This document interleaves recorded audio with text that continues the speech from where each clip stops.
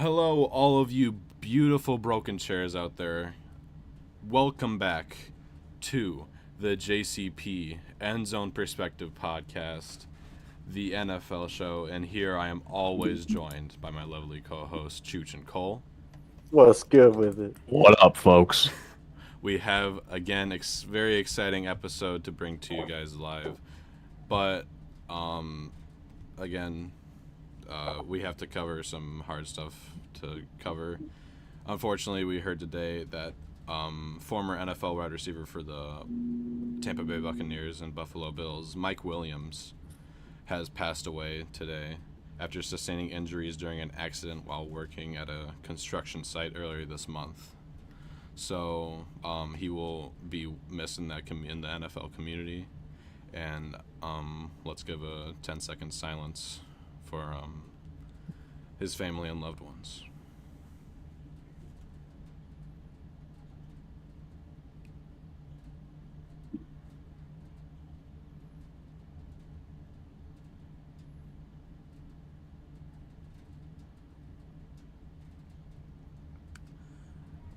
All right. He will be missed, and all thoughts and prayers go to the family and loved ones of Mike Williams. But today we have exciting episodes. We've seen week one. Football is officially back, baby. It's officially back. And it's a mess already. It's already a big mess. And that Not only were the fields a mess, but so was all of the play. Yeah. And your fantasy teams. And fantasy is a mess as well. So today we'll be going over, as always, starting off with some NFL news. Signings today, signings are huge for early in the season.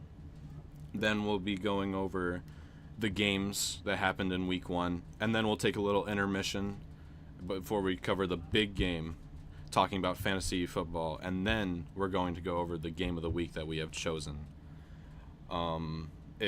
If you can just rule out which game we don't talk about for the for the regular week, then you'll know which game. If you're paying attention, you'll understand. Yeah. If not, it's on you. We tried to warn you. Exactly. So It's the place your grandma warned you about. Nick Bosa got the contract, guys. $170 million extension, 5 years, with $34 million per year in the average, and then a total 6-year contract pays out to $188 million. How do you guys feel about this San Francisco extension? I'll let Cole cover that first. All right. Well, first, I think it's awful. We need to stop this show. We need to hire a lawyer to get. No, I'm just. But on Cole, a serious breathe. note, It's okay. We got this guy. on a serious note, it's a really good move by the 49ers. Remember when we talked about this and we said, okay, you have to resign him or you have to trade him for max value. If you let him walk, you're screwed. And I guess they heard our video, so they re-signed him. I'm happy about it. I nothing bad to say here. He's a generational edge rusher. He gets paid like it. And he just continues to destroy offenses along with that great defense. Him, Fred Warner, Dre Greenlaw, and then you got the big guys, up front who clog the middle. And boy, oh boy, did they show it against the Steelers this week. We'll get into that, but I just want to give a little sneak preview. That defense is legit, and Nick Bosa is a huge reason. Yeah. I think last year was the season that was like, okay, if you don't sign this guy, this is a huge mistake. Didn't he have 18 sacks or something like that? 18.5 sacks? Something like that. It's incredible. But shoot, you go ahead. Oh no, I was just gonna say this is fantastic for that organization. I mean, Nick's one of those guys that when you put him on that line, it's better watch out. It's over. Because and even watching him this weekend, they told him hey, we can't play you as much as you want. He's like, but I could play the whole game if you needed me to. And they were like, no. And that's the kind of guy you want you want leading your D line and leading your defense in general. So it's a big move for them, and yeah, I like it, and I think he's worth more than that, but that's just me. Yeah, he could have very easily gotten more with just the amount. Not even like just getting sacks, the amount of pressure that he gets for every single, like almost every single play. Yeah, he's setting the tempo on the edge almost right off the get go. Like, you better be ready because he's there, and if he's not, it's probably a bad thing.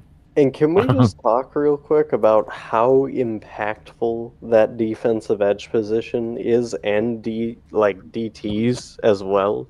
Just that whole part of defense. I don't think there's been another time in football to where the edge and the middle have been so important as to right now. Because think about it, Aiden Hutchinson was a menace to society. This week, Nick Bosa, another menace to society. Aaron Donald. If you look, yeah, exactly, Aaron Donald. If Always. you look at the Packers beating the Bears, I know everybody wants to talk about Jordan Love, but the edge presence was ridiculous in that game. Like, it is literally an edge and like nose tackle world in terms of the NFL and college right now.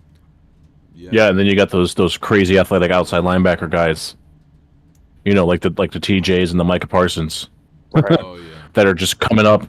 Also you didn't mention Myles Garrett. Yes. like hello, crossover taunt, and then blew your O lineman out of the water. It just goes to show we named like 4 or 5 guys, and it's like you guys didn't even scratch the surface. What are you guys doing? Exactly. And that's how good the league is now. That's how good these kids are out of college. People are saying that Jalen Carter was the best guy they've ever seen come out since Aaron Donald.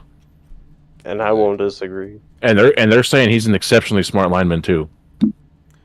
Speaking of like Philly's just doing something. Go ahead.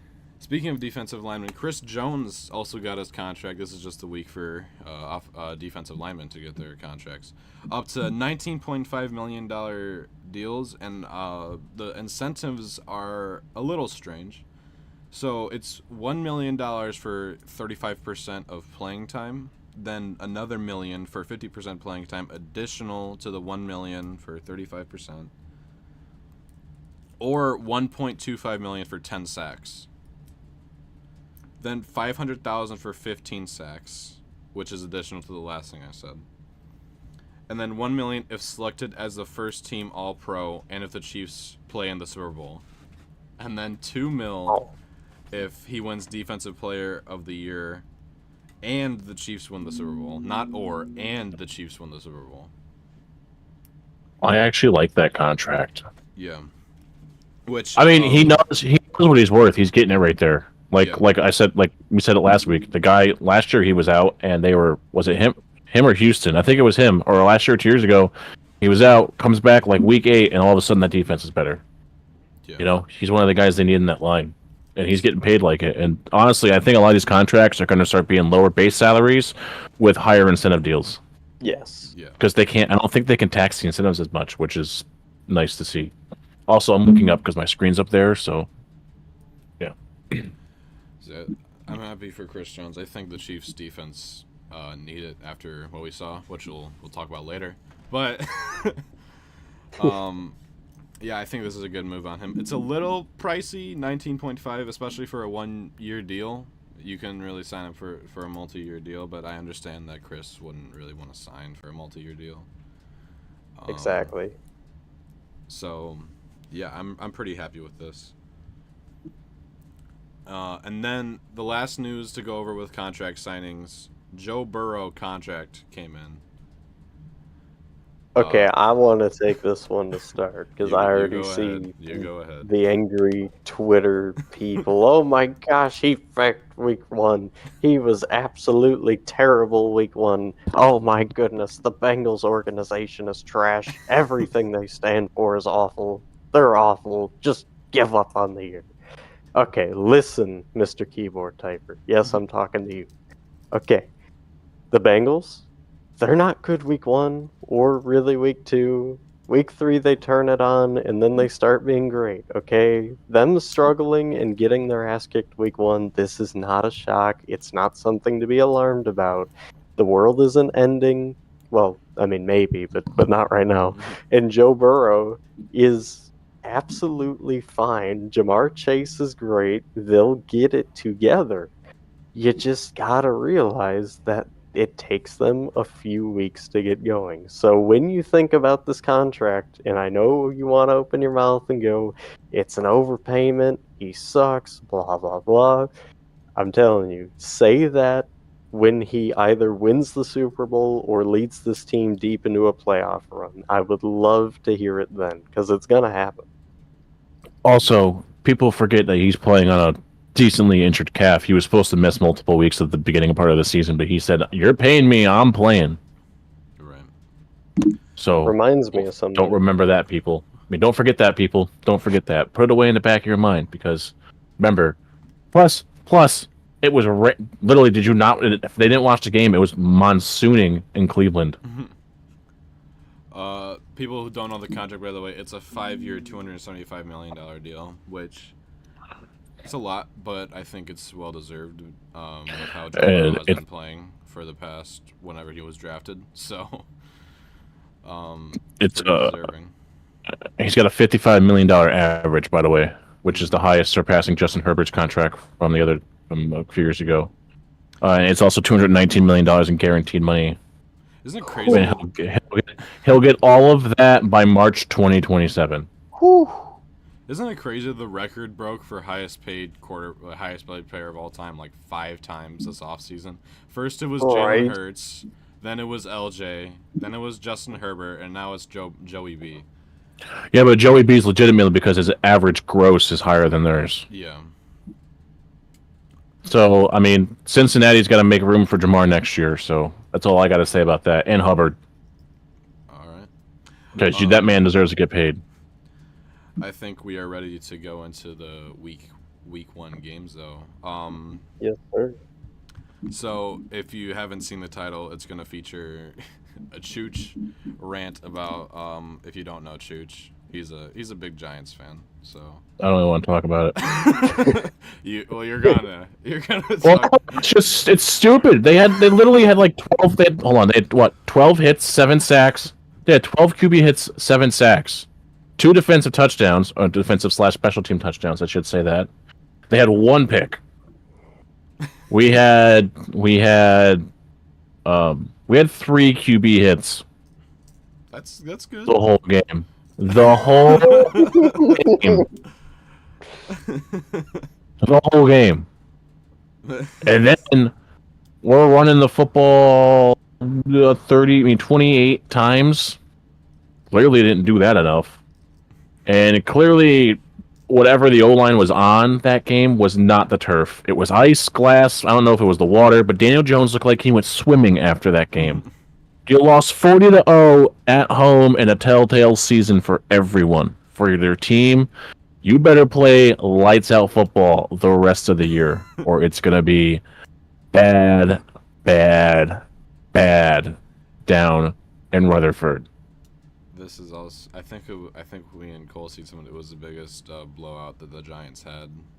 No. It's the biggest. It's the first loss ever, 40-0.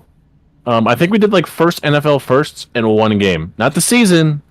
1 game. So either we're going to be historically bad this year or go 16-1 and win it all. Remember week 1 when they sucked? I mean, they still do, but that's just me being harsh on my team. I don't get it, man. Yeah, I don't think. Should have taken Daniel Jones at half. You clearly weren't going to score. You clearly forgot to play football. No one apparently came to the stadium to play this game of football. They all were like, it's wet. I don't want to play. Yeah, I'm going to go get a hoagie down the street at the Economies, you know? I'm going to go down here. Like, come on. Figure it out. Joke. So, how mad were you when they blocked that field goal? I didn't even have it on yet. I didn't have a chance to turn it on yet. I literally get, oh, your Giants doing great. They're up 16-0. No, they're not. Joke's on me. They're losing 16-0. and then got laughed at on FaceTime. So And then I said, at least my team didn't only score 7 points, but we didn't score at all. yeah, But hey, we broke a few records, right? bad ones. This must be what it's like to be a Browns fan or a Ravens fan when your team's not good, Dang. or a Lions fan. Hey man, leave us alone. All right. Oh, we suck again. Get the paper bags out. Hey, we won our games. I guarantee you, we're tanking. We scored points our games. All right. We still have one of the only winless seasons in NFL history. Okay. All right. Moving on. Super Bowls. Yeah, this game was a complete travesty. Me and Cole were texting Chooch for moral support. Be like, hey, at least they didn't drop 50 on him. Yet they were close. if they made a third down. Then I remember they went for it on 4th down. It was like 4th and 2 or something like that. I was like, why? Just leave him alone. He's dead already. Please. Stop, he's dead. Well, I just want to say, I don't think Dallas' offense is all that great. I think their defense is going to be what wins them games this year. I think their offense is going to... I mean, Tony Pollard's fantastic, but he can't get the ball 26 times a game. Yeah. You got to use him in the... But then again, you couldn't throw that game, so the Giants were kind of like one hand behind their back. Hey, I'd much rather take a blowout in the beginning of the week, in the beginning of the year, I mean, than in like we need to win so we can get in the playoffs. So I'd rather have that happen. All right. Anything else you wanna insult? Nope. Danny Dimes? Brian Daboll better have a... I'm going to cuss here, so Oh. I'm just going to let everyone know that now. Brian Daboll better get everyone's fucking heads out of their asses. All right. That's it. You and AJ can cry about that for next week. But next game, Jets versus Bills. Buffalo Bills marched into the other New York team, and they were away while being home at the same time, kind of. Then lost. I'm saying because they're both in New York. Well, I mean, that stadium's in New Jersey and like a 5-hour drive away. It's the new Giant. It's the Giants jersey. Jersey Giants. Sorry. Jersey Jets. Jersey Giants. All right, but 16-22, Jets take the win here. Aaron Rodgers dies in the 4th snap of the game, out for the season with an Achilles injury. How cruel is humanity right now? Jets pay him all this money. They traded like what? How was like 5 picks in the draft for him. Fourth snap, Achilles just explodes in his ankle. And I was like, this is not the most old man thing I've ever seen for an NFL player in my life. Well, you know what's crazy? Aaron Rodgers is like never hurt. Yeah. So, but also that's like the worst field to play on. Apparently, like that is just an injury place. It hurts. It's New York. It feels New like Jersey. It feels like this week every field is the worst place to play on for this week. Well, no, but the MetLife Stadium is known for being an awful place to play. Yeah, because it hurts. It's. Can we talk about Josh Allen throwing 3 picks? Yeah, let's talk about that. Josh Allen, what were you to the same guy? Not even like different.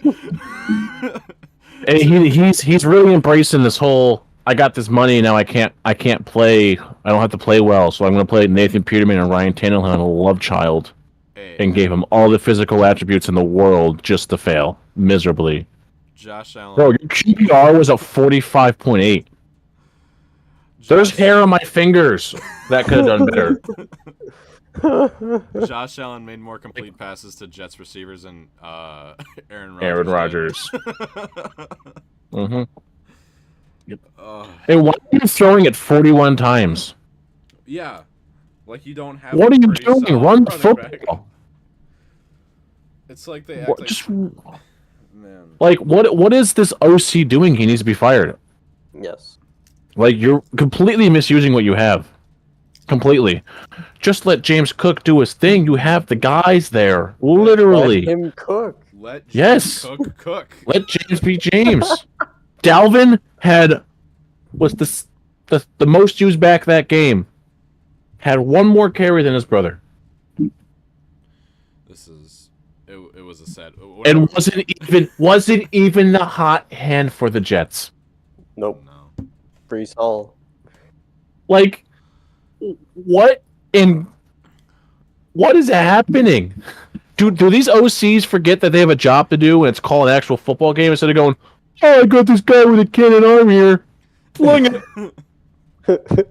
He got 99 Someone's throw standing power somewhere on. in the jersey. They're going to catch it right. Meanwhile, there's 6 guys in white around the one dude. It looks like a casting couch episode. You know? What is this like? Buffalo does this, right? They decide, oh, we're gonna sleep week 1, and then they somehow win, but they didn't this time because it was the Jets.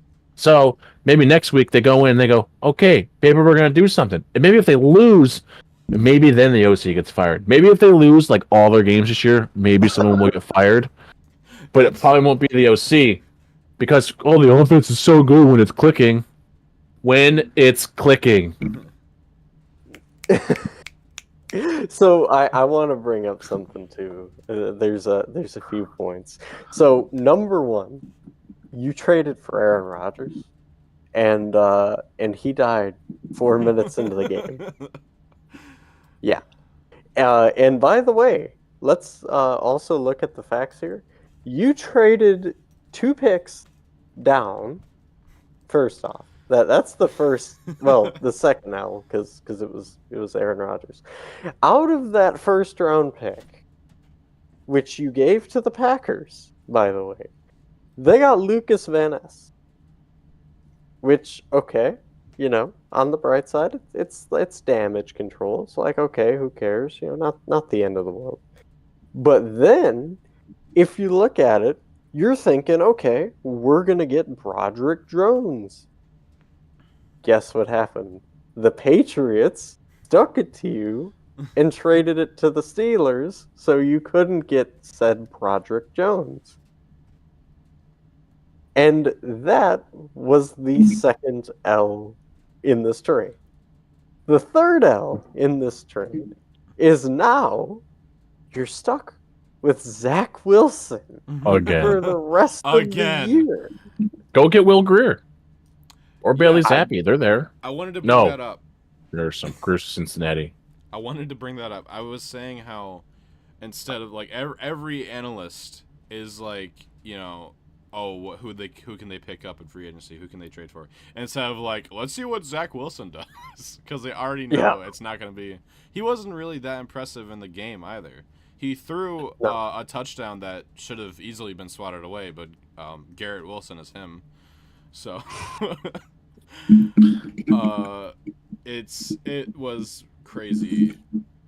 Like I regret making that picture. I made a picture. I made a little funny haha picture of like a stock arrow going down. I put Jets playoff hopes. So I regret doing but then what on top of this, here's my other point too. Bills, we need to have a come to Jesus meeting, okay? Come in, bring it in, let's talk. How in God's creation do you lose to the Jets who have Zach Wilson? Don't even bring up the Jets. Just say Zach Wilson. They lost this game last year with Mike. People forget the only reason the Jets even lost the game last year is because Mike White got folded into for lack of better words, a pretzel. You guys ever like shake a bag of Pop Rocks, like a bag of chips up a lot? That's what his ribs and lungs were afterwards. Like someone like sat there and just stuck a bag of chips together. That's what it was. So what? Oh, you're supposed to be the best team in the AFC East, and usually that's a really good team. But no, you're literal garbage. Sorry, Cole. Go back to it. So okay, you blew it. You had every opportunity to win this game, and you lost. Josh Allen, absolutely abysmal. I tried to warn Tannehill. Snorlax. Snorlax, he's a Bills fan. I told him that why would the Bills get Josh Allen? He's a horrible quarterback. I said it, and they don't listen. Full disclosure, this is a meme. Don't kill me in the comments. I actually do like him, but No, he does. so the point is though, like, I just don't get what made you think, looking at this game, like, okay, we're good. And Bills fans instantly are already like, okay, yeah, we're on to next week. We'll be fine. There are legitimate issues. Your defense did not play bad. Your offense was atrocious. They're the reason you lost. And if Josh Allen continues down this path, which I mean, he is the most hit or miss quarterback. I don't even think it's close. If you continue on this relying on Josh Allen and just constantly going, oh, well, he has Stephon Diggs and Dalton Kincaid, he's good enough. No, get him another wide receiver. And also, while you're at it, get him a better play caller. Because what Please. the hell were half of these plays? Not only the 3 picks, but also the fumble. Oh my goodness, it was mind baffling. I didn't know what to think at all about, like, it just looked like they didn't want to win. For first pick he threw, I was like, okay, it happens. It A happened. lot of quarterbacks threw for this week of interception. Okay. Second pick, I was like, okay, what are you doing? It's the same guy too.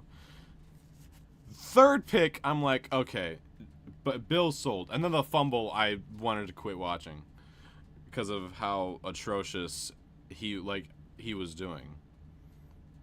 And I was like, well, it's Josh Allen. He throws a lot of picks, but he also throws like 90 billion touchdowns every season. But this is like something else. I just hope he can reflect on whatever is happening and be like, hey, we need to wake up and not do this ever again.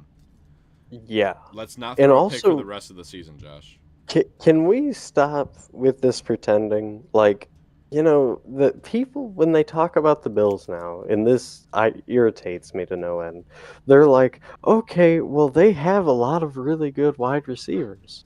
No, you don't. You have one. You literally have Stephon Diggs. I know some people may argue Gabriel Davis. He's a good 2. He's okay. He's not an elite wideout. He's not where it needs to be. He's a good depth guy. I would keep him for that reason. But as a mainstay wide receiver, no. Just he needs a bigger, better wide receiver. Hell, try and trade for somebody who's good, or draft somebody who's good. Maybe Marvin Harrison Jr. That would be cool. The problem is anyone that they need to get, they're not going to be able to. They're not going to want to give up what they want to give. I mean, like, you could send Gabe Davis to Tampa for Mike Evans. You could. Where's Godwin? Still Tampa, I think. Yeah, you could trade for him.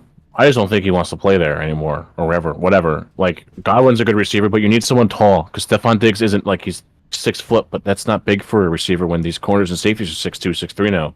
Right. Like, come on, folks. This isn't. All right. Bills, we're disappointed. That's what we're trying to say. Josh Allen. Very. I don't hate you. Just don't do that ever again. But let's move on to the next game. All right. Ravens versus Texans. Ravens home game against the Texans, won by 25-9. LJ, you weren't good. All right, you weren't terrible, but it's just rusty. I'm gonna blame it off on rust. Cole, I'm going to look into my crystal ball here. I think I remember saying he wasn't good. Hold on, let me fact check. Wait, hold on. Look. Yep, Got it. But he was lucky that we have Justice Hill and Gus Edwards, and unfortunately J.K. Dobbins went out with an Achilles and will be out for the season. After I traded for him in fantasy, thank you, Chooch. Thank you, Cole. You're welcome, buddy. Anytime. I dropped him and picked up Justice, so everything's good. So yeah, I would like to start in this game, if that's cool. go right ahead. All right. I was very impressed with C.J. Stroud. I mean, how could you not? 28 for 44. I know that doesn't sound great, but it's his first game. Give the guy some leeway. 242 yards, 0 interceptions, 0 touchdowns. I'm cool with this. Considering he was sacked 5 times, I'm cool with that stat line. In terms of running the ball, they did not impress me. They only had 72 yards rushing as a team. I know the Ravens defense is good, and I'm not knocking them, but 72 yards rushing the whole game. That's an embarrassment. As for the wide receiving play, I like what I saw out of Tank Dell. He really proved me wrong. I thought he's not very good, and I mean, I'm not saying he's great, but he is better than I thought, at least one week in. And Nico Collins had a really great week too. 80 yards. Just seemed like he was kind of being the heart and soul of the offense whenever he got the chance. And then as for the Ravens, Lamar was not up to standard. I was not per se all that impressed. It was nice to see OBJ back. He had that nice highlight catch. Not as At great least as catch, somewhat but returned the form. not as great as catch, but still a pretty cool catch. And then I also got to give my props where it's due.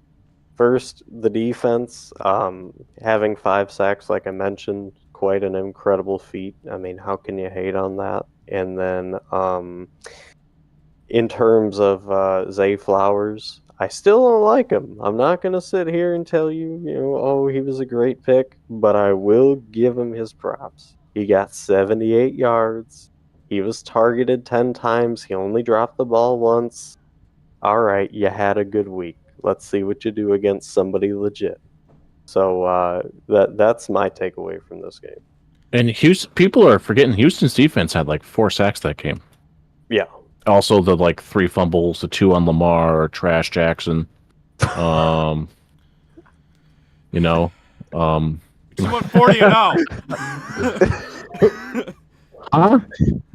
You lost 40-0, man. All right, leave me be. At least we won. We're not talking about my team. We're talking about a singular player here, guy. Talking about a singular player. Don't get mad. All right. I'm just speaking for the trees, guy. I'm speaking Well, the Lamar trees- Trash Jackson, they're man. trees. Listen, bro. Ain't impressive. He made a tweet. How did you fumble? How did you fumble 2 of those? How, bro? You're a running back and a quarterback. You should be able to hold on to almost anything. He made a tweet I mean, after the you game. clown. He was like, he was like, "Dang, I'm really rusty, man. I promise I'll be back week 2." So That's an awful excuse. You're an MVP level quarterback player. You played the whole preseason. You're the one that sat out and have been hurt the last 2 years because you don't know how to stay in the pocket or throw the football away. It's his fault. I wouldn't say that.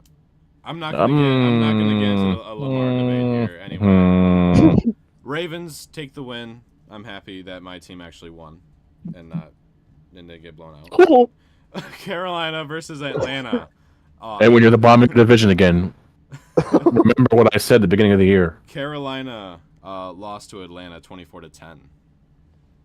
I think we got to see a lot of Bijan Robinson and the promises that he gets to make. I think he scored 1 touchdown, but got pretty decent. One yards. receiver. Got pretty decent yards, and did he get a rushing or a receiving touchdown? A receiving touchdown. Receiving touchdown.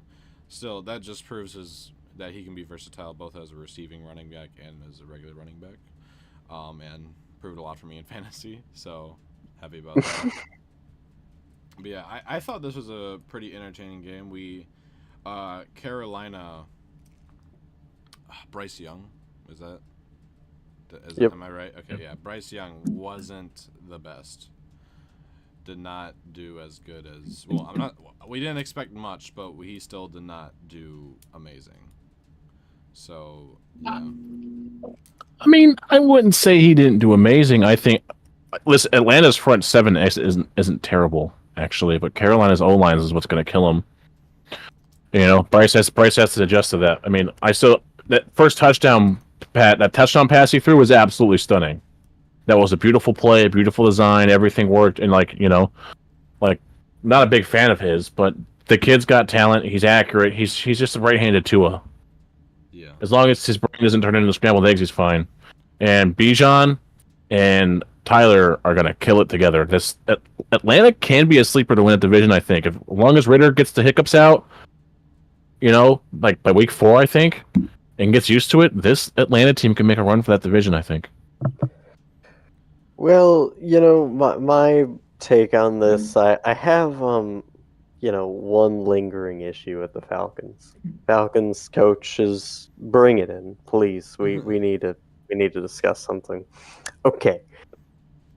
You have Kyle Pitts. I just want to reiterate that a little bit louder for the kid in the back. You have Kyle Pitts. Throw the ball to him. He is literally the tallest person who can jump like a wideout and catch the ball. Throw him the ball. Now, are you just saying this? Are you just saying this because you have him in fantasy, or no exceptions? Dude, I've loved Kyle Pitts since Florida, but yes, that is part of it.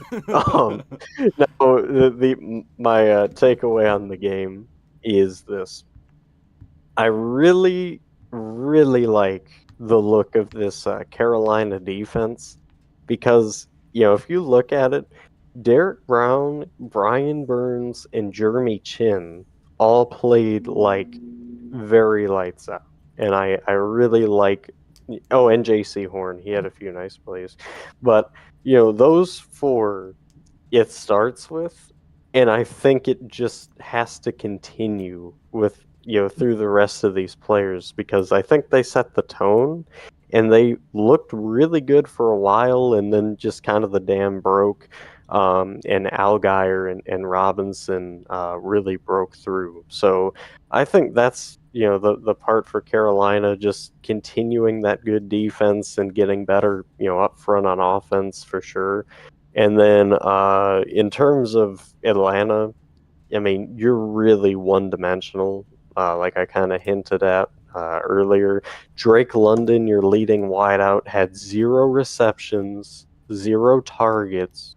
Or no, excuse me, 1 target, and he dropped it. And the rest of your game was Algier or Robinson. Nobody else really made an impact on the offense. So you gotta trust Ritter, and you gotta make him, be what he is, man. Be a passer. And I'm not talking this little, per se, dink and dunk stuff that you had. I mean, technically, if you look at the stats, he was 15 for 18, which sounds good, but then you actually see the passes that he was making, and you're going, oh, they're not utilizing, Drake London or Kyle Pitts in the manner that they should be. So, yeah, they definitely got to get out of that one-dimensional, because if they don't, it's going to be a long season for the Birds.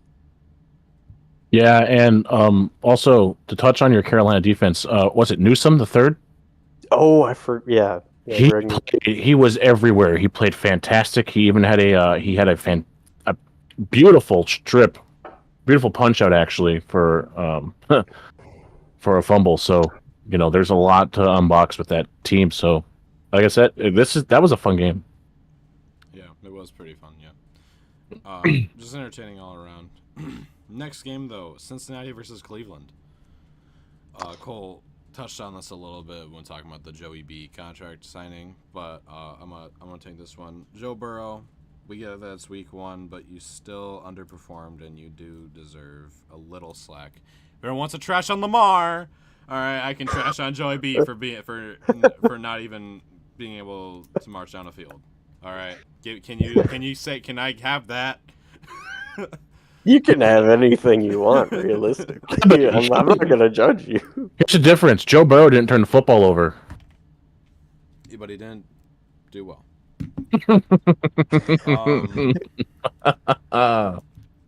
did not do well that week, and I think I seen something like 3 of the winners, division winners, lost. They're 0-1, so that's pretty weird to see right now. But yeah, Browns just played a better game. Nick Chubb was utilized. Nick Chubb is just easily the best running back in the league right now. Just running through everybody. It's unbelievable. Yeah, I mean, this game really, and I'm not trying to make excuses, call it what it is. I mean, Cleveland absolutely, outplayed Cincinnati, and it was what it was. But conditions obviously did not favor the passing game as much, and it was more so like, who can do enough to open up your quarterback? And I think that's what Cleveland succeeded in. They had a really good defensive push. Nick Chubb, I mean, like you mentioned, he's definitely the best running back in the league, I think. 18 carries for 106. I mean, you can't beat that. And then, once you sell out to stop that run, Deshaun Watson does enough of, throwing Everything. short to mid to just, tear apart fully. So that was the story of this game. Cincinnati could not establish a good enough run game. Joe Mixon tried, but ultimately 56 carries 56 yards carries, is Jesus. not enough. Yeah. It's a long night. That's the definition of murder ball. Yeah, I can't believe it runs for 56 carries tonight. Coach, I'm tired. Go back out. Coach, I'm tired. Go back out there. Coach, I just need some high quality H2O. Too bad, get out there. Get out there, boy. Also, to touch on that, quickly before Cole gets back into it, Cleveland doubled Cincinnati's rush attempts. Yes. Still did nothing. Yeah, I'm just gonna say though, hats off to Cleveland's defense and their ability to get the rushing going. I mean, that was really the difference maker that set Cleveland up for the win here. So, Well, hats off. Nick Chubb also has training of playing in the brutal Southeast in the middle of hurricane season, so. Oh yeah. I'm like, this is just a regular day for me. Just another day at the office. Running through lakes in the middle of the Browns field, sorry. Nick Chubb literally trains while running through hurricanes. That's what he does. That's how he's so good. He plants his feet on the ground, just runs through. Joke's on you guys. That's what they send to deflect the hurricanes is a Nick Chubb running game. They're just a flood. There's a hurricane coming. Send Nick Chubb. He needs his practice. He just trucks over the hurricane. People are like, "Oh, he's coming to save us." While it's flooding, it's no, man, that's Nick Chubb training right now. He's getting his reps in. It's not a hurricane. No, he's putting them away. He's saving. Move you out my guys way. by extinguishing the hurricane. Yeah, the defense also just did not step up for Cincy as well. True. Bringing up. Well, it's kind of hard to run the field for 45 minutes of a 60-minute game. Right. Yeah. In the middle of a monsoon. All right, next game we got Jacksonville versus Indiana. Jacksonville winning this one. The Hoosiers? What? The Colts. You forgot the Atlas part. Sorry, I don't have respect for the Colts. Wow. Doesn't mean you disrespect the franchise. Damn. I don't like Indiana. What have they done to you? What have they done to you? It's just filled with windmills. That's all Indiana is. So is the whole Midwest. No, that's just the upper part. That's just north of Michigan. Iowa, Missouri, all I've seen is windmills. Kansas, just windmills. You fly over it, windmills. Anyway, windmills. Jacksonville winning this one, 31-21. Calvin Ridley got his first touchdown in forever. first touchdown forever. So, yeah, I don't know. in the Annapolis, they showed up. The defense just did not show up for this game though, going up 31 points. Can we just stop and take a moment of just admire Anthony Richardson for a second? Like, this was your first game, and he's already, moving like an NFL quarterback. Like, I was legitimately blown away with how well he played. I thought he would struggle a lot, throw a few picks. He threw one, but he made up for it. He did a really good job. He rushed for 40 yards, threw for 223, and had a touchdown. So, it's safe to say he proved me wrong, because I thought, it would take him at least 5 or so weeks to get to this level if he was going to get to it, and he's already there. Like, he flat out impressed me. And Trevor Lawrence, not a shock. He balled out as well. Only one pick, two TDs, 200 passing yards as well. This was really just a QB duel, and I thought it was pretty good, pretty fun for it. Yeah. Yeah, just The Colts could have easily won this game if the defense just stepped up. I know it's kind of hard because of Trevor Lawrence and Calvin Ridley. ETN. Yeah. But yeah, if the defense could have just done a little more, put a little more elbow grease in, they could have had Anthony Richardson win his first game. But can't all be picky like that. So unfortunate. Anything you want to say about this game, Chooch? No, I mean, listen, Jacksonville is going to be better later in the year. Indianapolis, the way they started this game is important. The way this season started for them is important. Anthony Richardson looked better than what he had in some of his prior preseason contests, but also that comes with, being more reps. So, if this is a telltale of things to come, the only way he can go is up. Exactly. All right. The game that all three of us knew how it was going to end, but no one else really believed us. The Tampa Bay versus Minnesota. We thought Baker Mayfield would do great, and he did pretty good. We thought Mike Evans was going to do good. We thought Kirk Cousins would throw a pick, and he did. And Kirk Cousins got just swashed, and the O-line just gave up. But yeah, Tampa Bay wins against Minnesota 20-17. Tampa Bay. Yeah, and Baker was, these weren't all deep throws. Baker was just taking his time. That's all he had to do. The defense was good enough, and they were leading it, I believe, at one point in this game. So, yeah, this Tampa team might listen, that NFC South might be more fun than we think it is. But also, it's week 1. Who knows? Minnesota has a habit of just sucking, so. Yeah. But, I mean, hey, Kirk Cousins looked good, though. 344 yards. Jefferson, 9 receptions, 150 yards.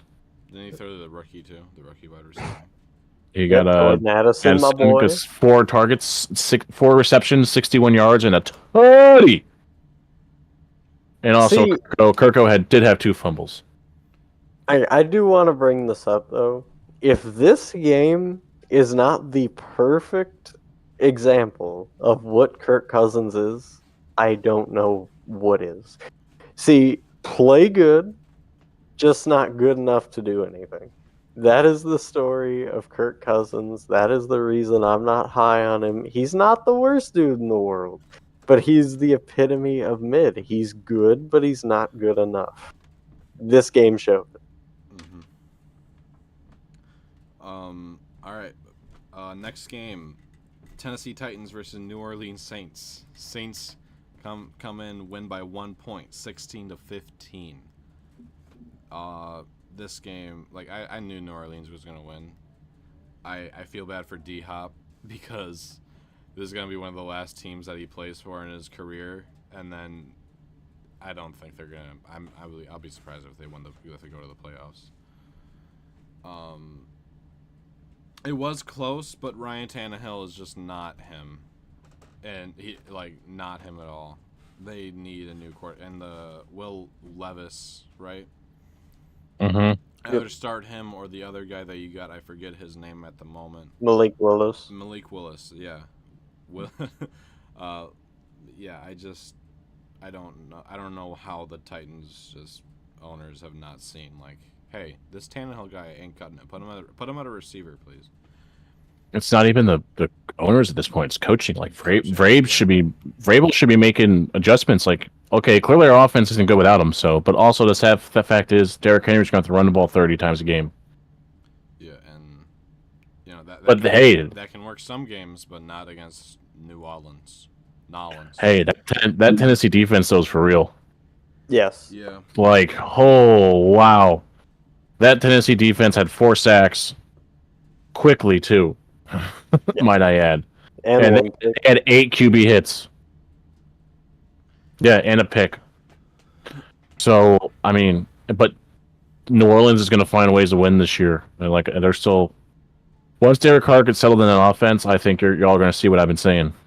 Mm-hmm. Y'all are going to see it. Yeah, very close, but yeah, it's weird that Ryan Tannehill, he used to be a receiver, but he doesn't really run as often. You would think that he used to be a receiver, so he's probably decently fast, but then he doesn't ever run a lot. That doesn't make any sense to me. Got that 40 speed. Yeah. All right. I don't know if it was really entertaining to me that much. Derek Carr, he showed a lot. He's going to get better as the season goes on. So he doesn't get injured. All right, next game though we have Arizona versus Washington. Washington winning this game by 20-16. I was scared that Arizona was gonna win. I was like, why is it the fourth quarter and Arizona's leading right now? I don't like this. I don't like this. So, as you guys watch a game, you get the updates, and I saw this, and I literally thought to myself, wow, there goes Arizona not winning a game this year. Thanks, Washington. Typical thing to do, you trash can of a football franchise. There's still hope for us. Hey, they got to lose 16 more games, and we got this down, all right? But Washington, you should be a little encouraged by what you saw out of Sam Howell there. I thought he made some good throws. I thought that one fumble wasn't his fault. I think it kind of got punched out of his hand. But hey, just hope for the best. Dobbs, have fun, Arizona. That's all I gotta say. Just have fun, Arizona. How is someone a rocket scientist and doesn't know the calculations of how to throw a football? I don't get it. Because he went to the University of Tennessee. Good old Rocky Top. Yeah. Cardinals, you did better than I thought. I'll say that. You did. I don't like how close this was. I really don't. I was getting very uncomfortable. I want to say this first and foremost. Cardinals defense, hats off. You got 6 sacks and 1 interception. If the Cardinals do end up winning a few games, it's going to be because of the defense. This defense is not all that bad. Now the offense, on the other hand, we don't need to talk about that because we just don't. But the defense. Hey, give me a call on fantasy. I might pick you up. We'll see. No, you aren't. And then as for Washington, I mean, it is what it is at this point. I'm kind of almost sick of telling you guys how good Sam Howell is. Me and Chooch, we both told y'all. Since last year. We have been saying this since North Carolina, and everybody just kind of overlooked him. I heard all you people in the draft going, "Oh, Washington needs a quarterback." Where are y'all now? Y'all are shut up in your mom's basement, hiding from the world. Stay there. Stay there. We don't want to see it. I'm just being honest. Don't come out the woodworks at any point. Sam Howell was great. You know, eat your words. Eat your crow. It was. O-line can improve on that team, though, for the Washington.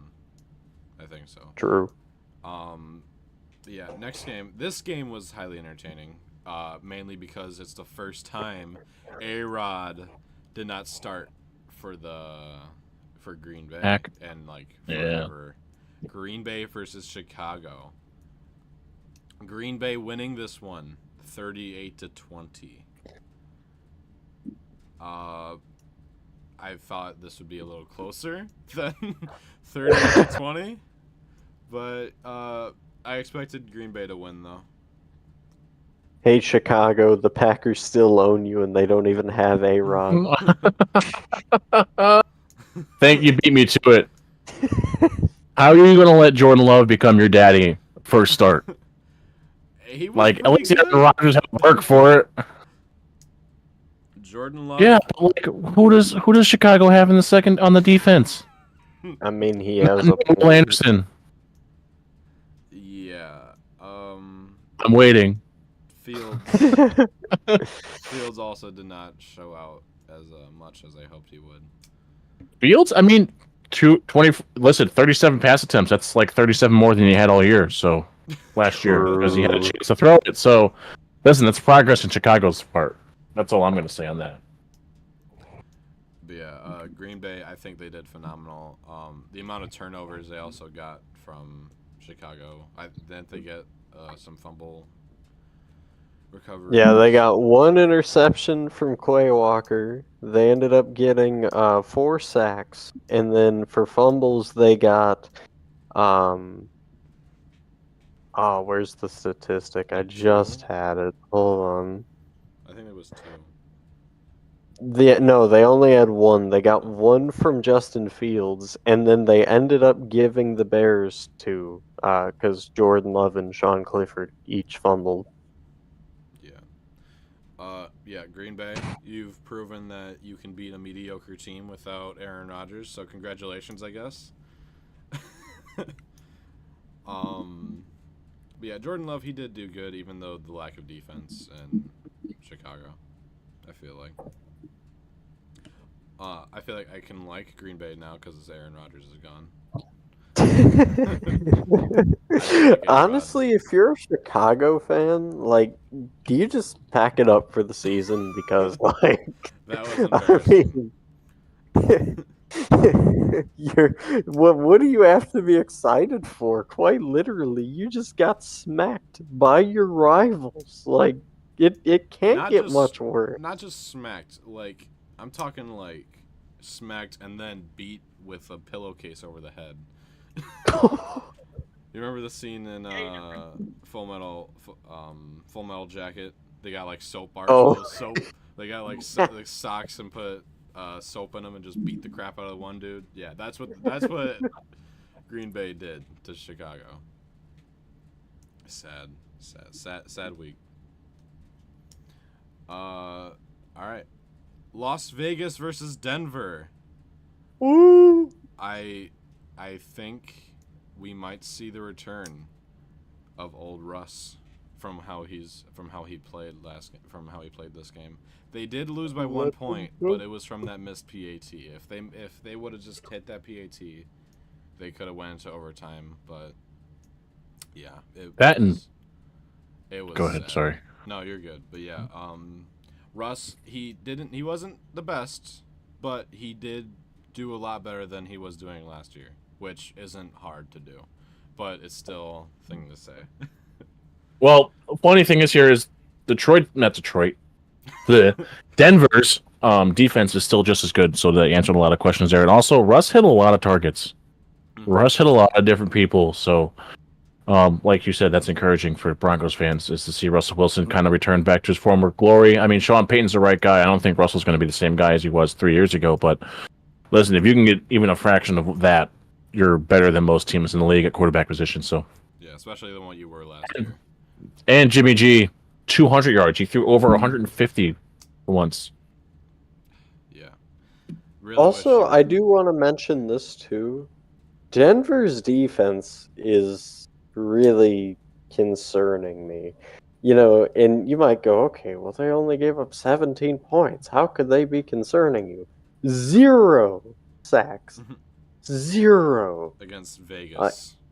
yeah, and they had one pick. I mean, so that was okay, but like you gotta be able to affect the quarterback. And in my opinion, I don't think Jimmy G was. I mean, there was a few plays to where like, yeah, he had to scramble out and make a throw, but like, I just you gotta get to a point to where you can rush the quarterback and be more effective, get that, sack, back them up a little bit, make them lose some confidence. I just did not see it in that defense. Yeah, no, I think the linebacker core and the cornerback, I think those positions are like pretty solid, but the defensive linemen they can definitely improve on. Yeah. Like Vegas, not the best O line. You should have at least had maybe one sack, but 0 sacks is, that's not good. Well, Sean Payton's kind of a O line whisperer too. He puts the right people in. He's usually got good O lines. Yeah, but yeah, I'd definitely be looking to trade for some defensive linemen. Just yeah. Yeah, I agree. All right, Philly versus New England, 25-20 Philly. Pretty expected, but I did not expect New England to score 20 points against Philly's defense. That was pretty unexpected. I'm hearing a lot of people blame the weather on this one. Like if it wasn't in the rain, I hear a lot of people saying that Philly would have blown out New England and this wouldn't have been close. But because it was literally monsooning there too, this was kind of a game of okay. But also, New England finds a way to win those games, and they were playing for Tom Brady on Sunday. So Yeah. hey, Mac Jones looked good. The presence of Thomas Brady just from the box, Roddy. staring down at his son Mac Jones.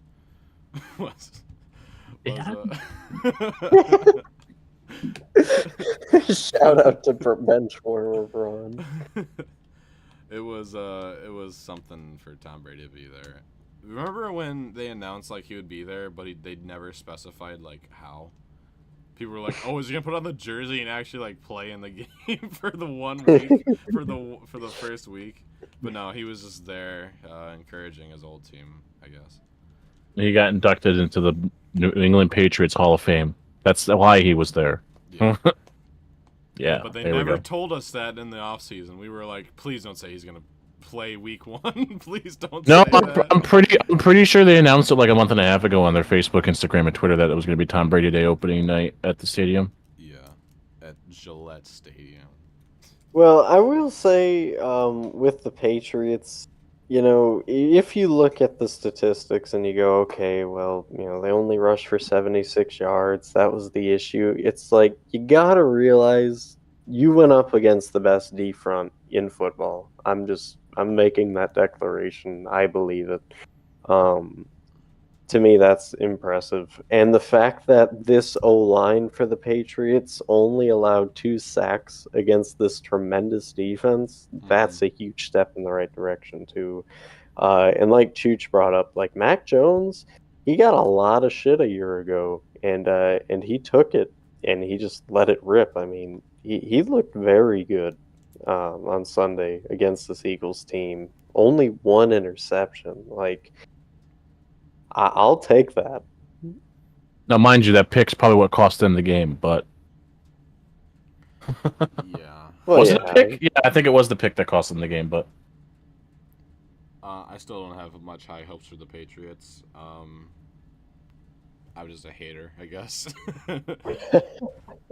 Call me. Homer. Sorry. I'm just, I don't know. I don't see much hope for this Patriots team. Did Ezekiel Elliott do good? I don't think I've seen much of him. Not really, no. He was kind of a short down guy. Yeah, and he fumbled. Oh, okay. That's fun. That's fun to see. Cowboys are going, whew, not our problem. Yeah. Whew, dodged a bullet with that one. That could have been a fumble. 6. Okay. The Giants might have scored. All right. I think is this the most disappointing one this week? LA versus Seattle. Oh, well, you jumped LA games on me. Huh. I mean, is it? It's all right. So, Seattle has no O-line. LA's got a fantastic defense. The offense isn't great, but apparently it's good enough to win game. I mean, also Matt Stafford's there, so who knows? Yeah, Matt Stafford's there and not injured, and acting like he's not 78 years old. But yeah, and no Cooper Kupp either, which surprised me that they would score that many points without Cooper. Right. But yeah, Aaron Donald was there the whole game. It was I think everyone's seen the clip of Geno Smith going, "Oh my God," throwing the ball away. And, like as soon as Aaron Donald was like rushing at him like a bear, just hauling after him. Yeah, I mean, the story of this game was definitely won and lost in the trenches. I don't think that's a mystery by any regard here. Seattle, they did not play up to par, and I know a lot of people, instantly want to hop on and say, Seattle's got a bad O-line. I don't think that's the case. I think they have to gel. This is a young group mixed with some older guys, and it's like it's not going to work overnight. You got to give them a few weeks, and if they start gelling, look out for Seattle. But in terms of week one, this was just an ass kicking and a really good showing for the Rams. So hats off to them. Well, yeah, but they, again, like you said, a lot of new guys on the O-line. Oh, all right, time for my first NFL game, my first official season NFL game. Who's on the D-line? Aaron Donald. Okay. This is going to be fun. Like, you can't do anything with Aaron Donald. No. Detroit. Who do you think has the best O-line right now in NFL? Philly. Philadelphia has the best. If it's Philadelphia, Dallas, and I think New England are like the best O-lines. Not Detroit? No. Not there yet. No, they're a little away. Anyway, I'm saying Philly would have been screamed at by Aaron Donald. I'm just trying to state how good Aaron Donald is. Also, it's just the disappointment of last year. They like the Seahawks social media and every time like press conference or whatever, they kept on like hyping up, we're bringing back the Legion of Boom, and then you have the LA Rams who were like 3 wins last year, put up 30 points on you with no Cooper Kupp and a 90-year-old Matt Stafford. It's like, that's not good, man. 90-year-old. Hey, once you reach that certain like 38-year-old, you're not gonna be. I know. You're like 100 then. Yeah. How old is Matt Stafford? I don't know. How old is? Well, let's move on to the next game, shall we? All right, yeah. Oh, I want to see this. He's 35. Leave it. Okay. All right. I think you guys cried during this game. San Fran versus Seattle. What? What? What are you talking about? San Fran versus who? Yeah, there we go. Pittsburgh. Pittsburgh. I was still on the Seahawks game. All right. San Fran versus Pittsburgh. You guys cried during this game, I feel like. Yeah, Pittsburgh looked like absolute garbage, and Matt Canada's a joke of a human being. This was embarrassing to watch. The fact that it was even so broadcasted after halftime is a shame. This game shouldn't have even been that close. By the way, Brandon Ayuk was the best player on the football field the whole day. Did anyone see the touchdown catch he had in the first half? Yeah. What? And Patrick Peterson's probably like, I can't do anything about that. And there's probably fans going, oh, you could have done that. How about you play the game, guy? Oh, you can't because you couldn't run 20 yards except to the couch and the fridge. You fuck. Sorry. That was bad. Man, either San Fran's really good or Pittsburgh was just, oh, by the way, Hayward's out for the season most likely. So Pittsburgh's D-line is gone. Like, why did you waste my life making me watch this game, Pittsburgh? Why? 30 How to am I 7 San supposed to Fran. follow that up? Come You on, don't have to. I got you. I'm just gonna mic drop because I can't say anything. That was great, Matt I Canada. You Harris played like 2.5 quarters. He ran 3 times in the first quarter. It didn't run again until like the third. Plus, He had the longest play for the Steelers in 3 years at 44 yards. 44 yards. Longest in 3 years. And you've still won more than 6 games a season. What are you doing? Imagine if you had multiple of those plays a game. Holy shit. It feels Also, like you're can more we, mad about this game than you are the Giants game. Yeah, I sat there and watched this game. I watched after the Giants turned it off at 7 minutes ago in the fourth. It was 40-0 already. I knew we were done. Daniel Jones looked like he was swimming in the Hudson. Can we just bring up something too? Matt Canada, can we stop with this joke of, oh, he's an offensive genius? Yeah, no, the guy has never been. He wasn't at Pitt, he wasn't at LSU, and he wasn't at the other Pitt. For the love of God, just get him off. Just stop. Just stop. The guy should never be hired again. He should not be allowed to kill any more wide receivers on the field. Like, he did that with Russell Gage. I'm sorry. I got one more thing for you, Cole, too, on this. Oh, God. Tomlin, after the game, goes, well, our offense has to start converting more. I'm tired of our offense not being good. You literally brought back the same OC you've had the last 3 years, or you've done nothing. Yep. Be a better coach at this point. If you don't like it, change it. Clearly, the guy sucks. Yep. A little bit of eye candy don't do shit anymore in this league. Nope. I feel weird liking San Francisco for this. I'm not mad that San Fran won. I'm just mad like this should have been a really good game based on what we've seen from Pittsburgh. What they were supposed to be this year. That roster's fantastic. Defensively, it's great. I mean, the corners weren't playing the first quarter of football. Yeah, it's just a regular day. I think we turned the game on and it was already 10-0, and it was literally 2 minutes into the game. So, yeah. Ta-da! There is a rumor going on that Kenny Pickett got a concussion. This is not. This is just a rumor for now. This is a rumor that fans have made up that could explain why he was playing so as bad as he did.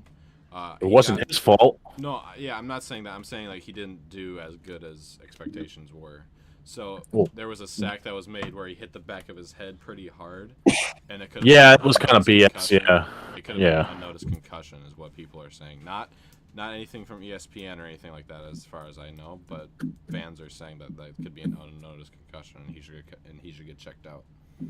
Which would be terrible if he got a concussion week 1, especially Kenny Pickett. Well, and also I just want to say on a good note for you Niners fans, because we didn't really give y'all any cheers. So I will. Congrats. You killed them. The game just ran away with. Ayuk and Christian McCaffrey played out of their ever-loving minds. And the defense, 5 sacks, turnovers galore. 2 interceptions. And just, salute to you guys. I don't want to dwell on this too long. Just salute to you guys. Congrats. You absolutely crushed the hopes of Pittsburgh. I hope you guys go far. That run by CMC was incredible, and you know what I'm talking about if you watched the game. The run there was like an 80-yard run or something. Yeah, it looked like CMC. Yeah. Thank you. It looked like CMC. CMC until he's hurt. CMC things. Yep. Which is, pretty cool. Also, Brock Purdy has first start as a, starting 49er. I think he did amazing with how. Why are you looking at me? Wait, what? It's definitely his first start as a Niner guy. No, I'm saying as a QB1. As QB1. That's definitely not his first game as QB1 guy. You missed. Nope. At the beginning of the season. Season 1 starter. Season starter. Okay, there we go. I'm just messing with you. I knew what you meant. I just wanted to be that guy for Everyone comedy. knows what I stamp. mean. You just want to be stupid. All right. We want to bully you. Because yeah, it's fun and you have good responses. I think he did great. His first season starter. You happy? Yes. All right. Last game of the week one, and this is a runner-up for game of the week. I feel like Miami versus Chargers. 36-34. This is close. This was a fun game. This was a really This was This an- game was amazing. especially seeing two. Someone say something about Justin Herbert right now. Go ahead. Try me. I mean, he did lose. He did. Lose. He didn't lose. The team lost. But he was on. I mean, he's on the teams. But it wasn't his fault they lost. So it's just a piss poor excuse. I mean, he did get sacked 3 times too. Tua and Tyreek. Now we're just nitpicking here. He had to throw the ball out of bounds, so it was his fault. He threw it incompletion. The problem is, Cole and I are gonna die on our hills about this man. I mean, you know, he threw 10 incompletions. He's not him. Anyway. He went literally through 17.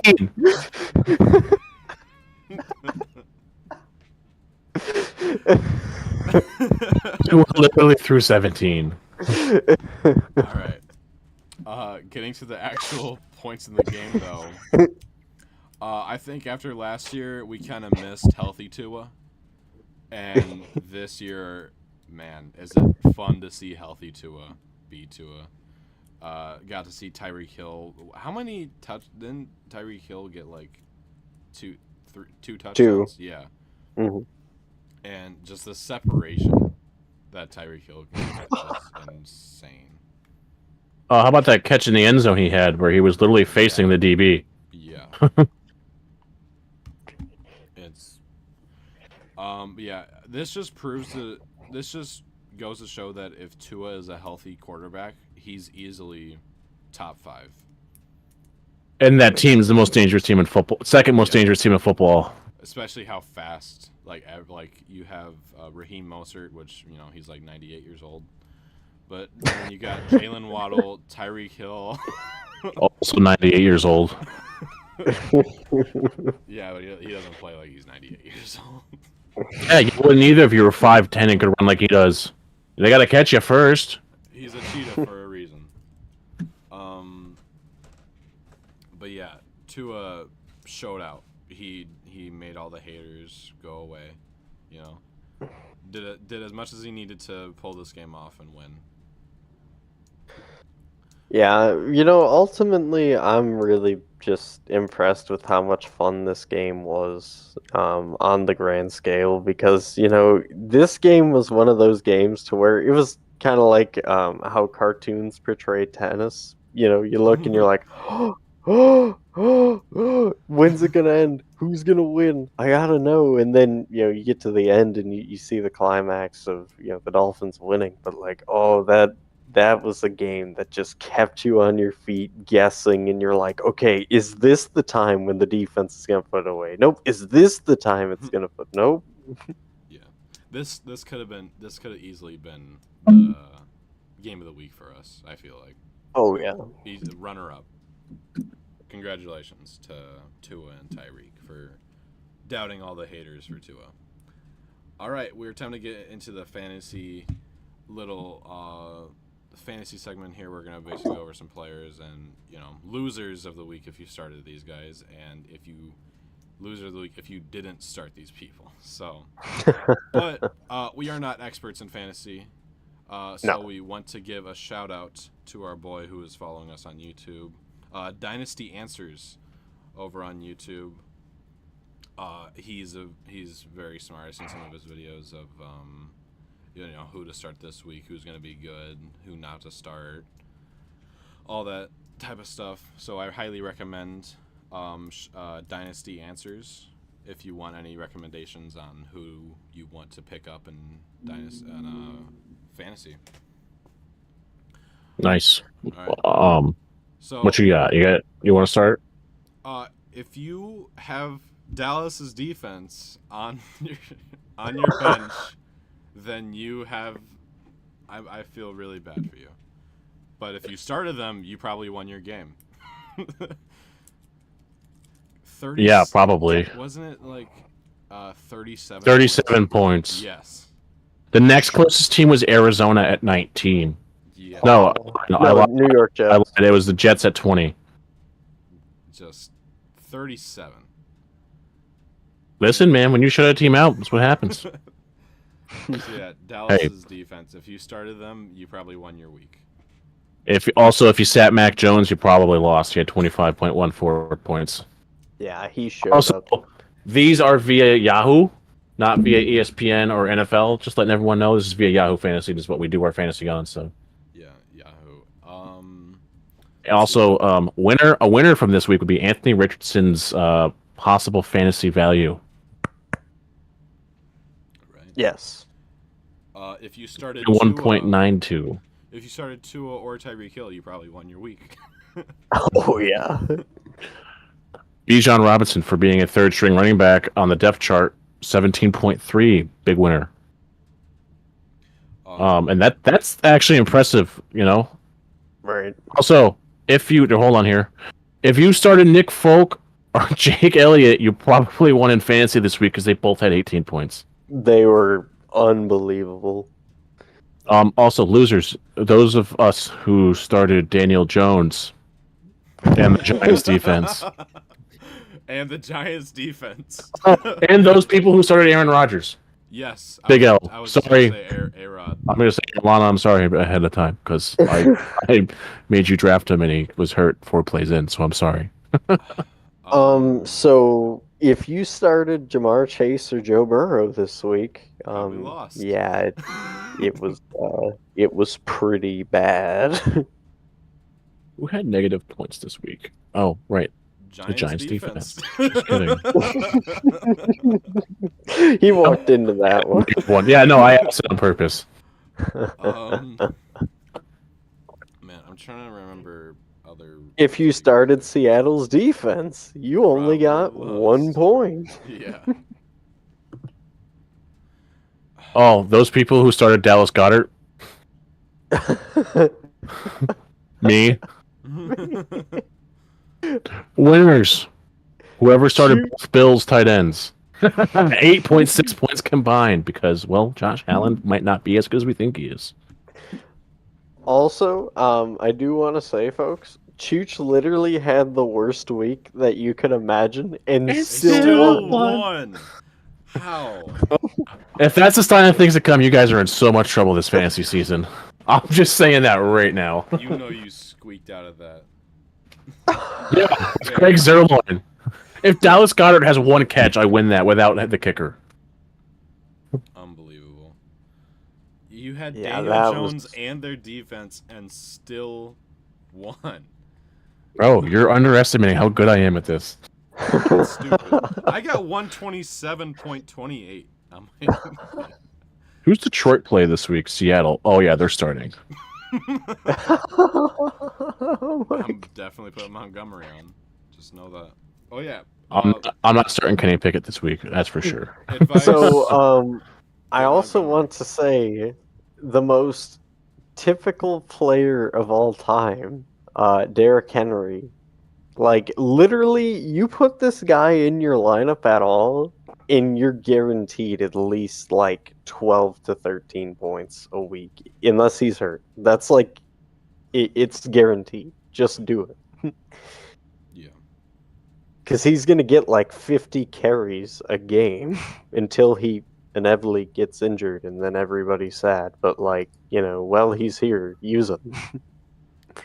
I just put Montgomery on my starting instead of Kenneth Walker III. So let's see how that pans out for me. Does that include the fantasy segment? I think so. Well, I got one more. And basically, here's the hint of advice. Kickers are people's too, and they matter. They can be the difference between you winning and losing a game. So treat your kickers nice, everybody. I just looked in our chat.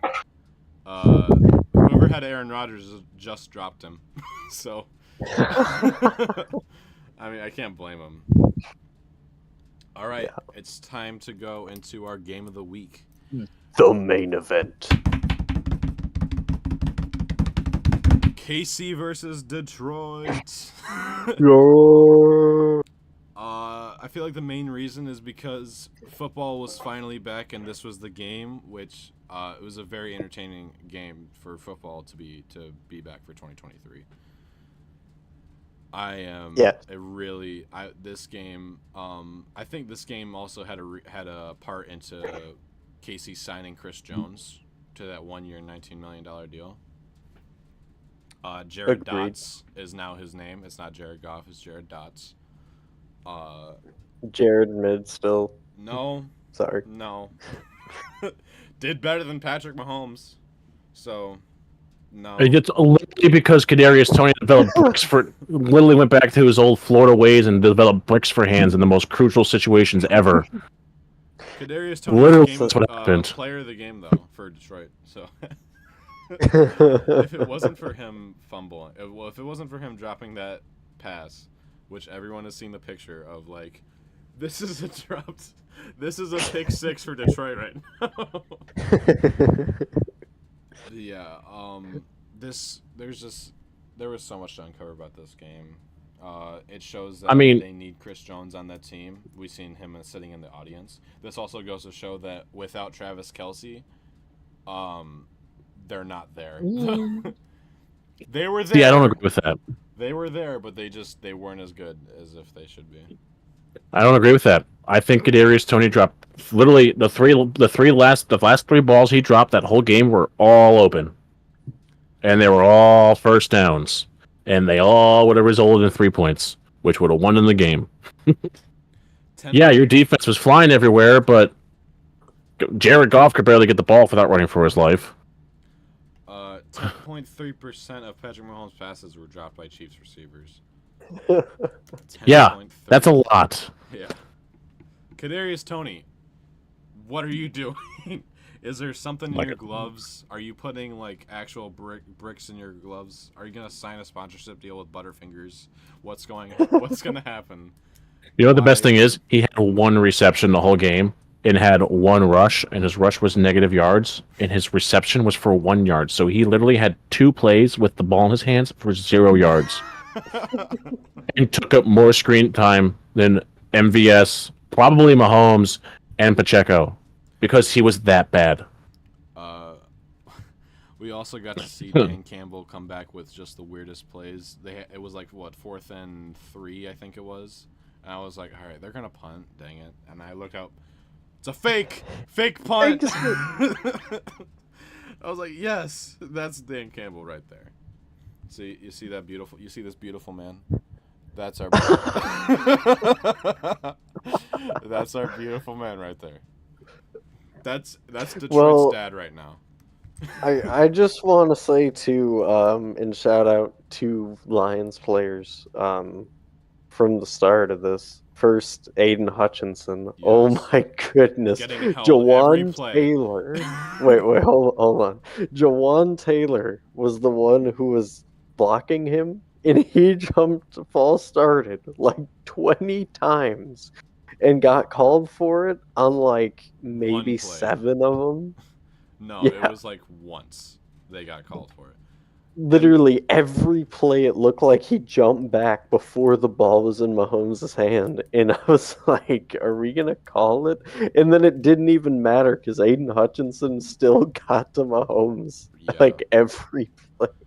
And this doesn't also if this doesn't prove that Aiden Hutchinson could very well be defensive player of the year, if Nick Bosa, something happens with him, like this could fully well prove that Aiden Hutchinson could be defensive player of the year. I mean, probably. I mean, listen, y'all should be excited. Brian Branch had that pick, which was amazing. CJ looked good, and Jack Campbell also had a pass deflection. Mm-hmm.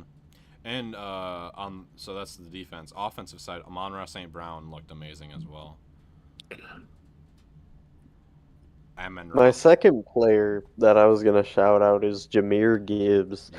He had some incredible plays. Yeah. Why was he not used more? I'm still trying to figure that out. Is it because you're paying Dave Montgomery more? I think I heard the reason was like they don't want to risk an injury for a rookie like that. He's a running back. His job is to run through people. He's paid to run through 300-pound men at the line. That is his job, is to be smaller than them and run through them like he's their size. Chugga, chugga, chugga, chugga, choo choo. You know, that's his job. He's the little engine that could. And he literally did it. He was like, I'm going to do what Leonard Fournette did back in the day. Clunk, clunk, clunk, clunk, down. Clunk, clunk, clunk, clunk, down. Hey, but think about it this way. Even though he didn't get as much plays as we wanted him to get, he had a bunch of fantasy points. Yeah, he still proved a lot. Yeah, he proved he's a freak of nature and he's everything that Cole made him out to be. Yes, sir. So, do you think this game would have went differently, like by a lot? Chooch went blue there and red. I don't know. It just happened. Do you think this game would have been like swayed in a very different way if Travis Kelce was playing? No, I think it was plus or minus 3 yards each way. I mean, yeah, Trav's a good route runner, but all the balls that guy caught, it was instantly tackled, almost. So, I mean, I don't think so. I think maybe they do off a field goal, but like, no, I don't think it makes as much difference as people think it would. Because like I said earlier, Chris Jones is that much. It means that much to that defense. So, and he knew it too. He knows that. But you know, what are you gonna do about it? Yeah, I think this game, Jared Goff was getting pressured, but not as much as if Chris Jones was in the game. So I think that part of how bad the defensive lineman did for the Detroit was like a part of the contract signing. It's like, hey, we seen how bad you did against Detroit. All right, you lost against a poverty franchise, even though it was by one. Even though it was by one, you still lost that game. You're reigning Super Bowl champions for the past 3 years. All right. The self roast is real. Hey man, they won. All right. It doesn't even matter if I roast them. All right. I know Detroit's been bad. I'm not gonna say, oh, Detroit's been great. No, they've had great players. Calvin Johnson, Barry Sanders, Matt Stafford, all those type of players. They've just never been good historically. But now, this proves that we could legitimately, if we just play our cards right, play games smart and efficiency, plays that are unexpected, like that fake punt that I just talked about, we could fully well go deep in the playoffs, and if not, maybe even go to a Super Bowl. And I know this is a Lions fan talking Let's about going to pump the brakes. But I'm just saying, I'm not saying that we will. I'm saying that pump the brakes there. It's week 1, guy. It's okay. It's week 1. Pump the brakes. We got 17 more weeks of football. It's the Chiefs. It's Detroit. Let me be happy. It's Detroit. The Chiefs are never good week 1. I told you this a month ago. But we also agree that Detroit is probably going to go first in their division and has made a lot of improvements from last year. You ain't going first in the division if the Green Bay continues to play the way they do, or buttholes are going to be stomped to second place. No, we could beat the Green Bay fully well. Can you though? Yeah, fully well. Their defense is better than KC's injured. Fully well. Well, what week did we play Green Bay? Don't know, don't care. Whatever week it is, we're gonna stomp them. But yeah, but also the refs in the game are a big problem too. I think from last year with how much complaining there was about a flag being thrown if a defensive lineman tapped the elbow of a quarterback. I think that this is my theory of why they didn't call as many plays, because they were like, oh, fans don't like when flags are thrown. We're fine with it if it's an actual penalty, if it's actually holding, or if it's actually roughing the passer, or if it's actually pass interference. That's when we want a flag to be thrown. Last year, you were throwing flags at defensive linemen if they poke his nose right after he throws a ball. So I don't I don't get the confusion of how the refs can be that blind. Like what You said clearly haven't been earlier. watching a lot of football, have you? But that's my theory on it from like last year about every play being, every play having a flag on it, especially the Hall of Fame game. Did you guys watch that game? I didn't. You Which game? didn't? Sorry. The The Hall Hall of of Fame Fame. game, Cleveland No. versus New York. Who watches that? I watched Boring. it. I watched it just because I wanted to see if Zach Wilson improved at all. There was a I flag. mean, we all knew that. I'm not gonna be joking around. There was a flag maybe 1 out of every 3 plays. Like I'm not even joking right now. There was probably a flag 1 out of 3 plays. If not, like back Well, to back. yeah. I mean, the issue, really stems from, it almost seems like football is losing its identity in some cases because it's like, okay, yeah, we want people and players to play physical, but at the same time, we throw flags if they do. Yeah. And then at the same time, it's like, okay, well, we want players, to be safe, but you're not really going to be safe if the whole thing literally pertains to, 275-pound guys, maybe a little bit, bigger, are like running full speed, trying to kill each other, like hit each other. It's never going to be safe. So can we either, fully pansy the league and just go, oh, okay, wrap them in bubble wrap maybe or something silly like that, or let them actually play, bring back the old style of football, because we're at the paradox right now of like we're trying to be too safe, but at the same time some plays we try and let them be rough, and it's just like you pick one or the other. We can't do both. You like roughing the passer, that penalty, it's a very like smart thing. If like a quarterback, he throws the ball and then like 10 seconds later the defensive lineman just like tackles him with all his might, it's like, yeah, that guy Yes. should be called out. But when that flag is thrown like 0.3 seconds after the quarterback is hit, and it's called roughing the passer, even though it was like a very safe tackle and the ball didn't even come out. Like that Yeah. that flag was thrown multiple times last year, where the quarterback would literally have the ball and it would be a sack, but then the flag would be thrown. It was roughing the passer. Like I did not get that at all. So I think that had to do with the lack of flag calling in this game, unfortunately. Because me and Cole just said Aiden Hutchinson was held like a solid 8 times that whole game, if not. Okay, even but you more. guys are. So the Patriots thing is the same thing that's happening with the Chiefs. You're expecting these guys to make a call on the best team in the league? No, it's not going to happen. Come on. True. Right. Like we just got to accept it's not going to happen. These refs are going to miss a lot more than we want them to, and that the league expects them to miss. They're going to miss a lot more than that. So at some point, the league's going to get over it and eventually make a crack, but it's going to be way too late, and these players are going to be having a free for all on these refs. Oh yeah. There's gonna be Uh, one stupid play that everyone's So- gonna get really mad at. Something I also wanted to mention. Can we just acknowledge the fact, and people might get crazy when I say this. I'm not saying here, I'm just saying, anybody who sees this. Can we admit that Dan Campbell outcoached Andy Reid? Yes. Because I firmly believe, and what I mean by this is, okay, he took risks Yes. to beat them. He faked the punt on fourth, and that chooch just blew again. What the I heck? got to get ready for what I got to do next. Let's go. So, okay, he fakes the punt on 4th and 3. He, continually it almost seemed like a chess match, and Dan Campbell just was a step ahead at every position. If you play chess, okay, Reed moves, a piece out, and it's like, oh, okay, I have him in check. And then Campbell literally had a bishop ready to kill or take out the piece that Reed just moved. That's just what it seemed like all game.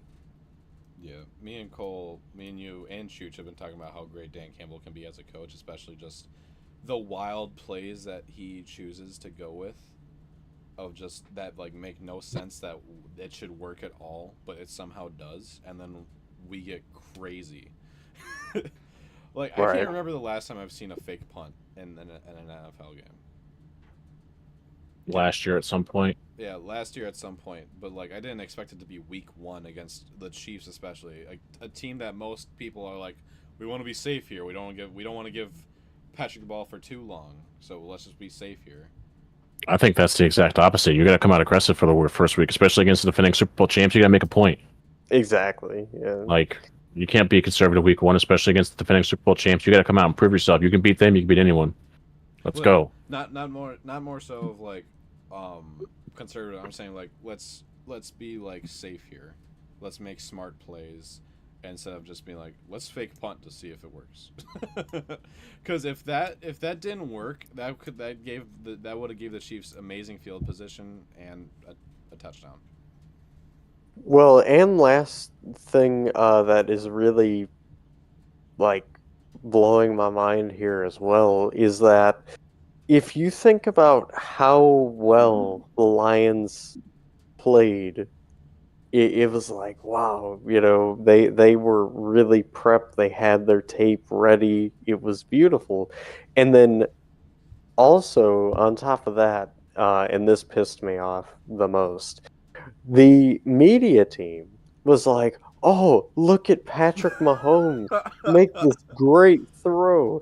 He threw a curl route 10 yards, and yeah, he kind of sidearmed it to the most wide open Jonas Gray that you could ever imagine. It was mind blowing. It was like How, halftime. yeah. Halftime going to Instagram talking about the game. How did Patrick Mahomes make this throw? It was a 10-yard pass. It's already starting. ESPN's going to be talking about every single Patrick Mahomes play. Look at this 2-yard run by Patrick Mahomes. At the second down. It's going to be every play this year. I can already tell. You already know the media loves Patrick Mahomes. Yeah, he's in every commercial.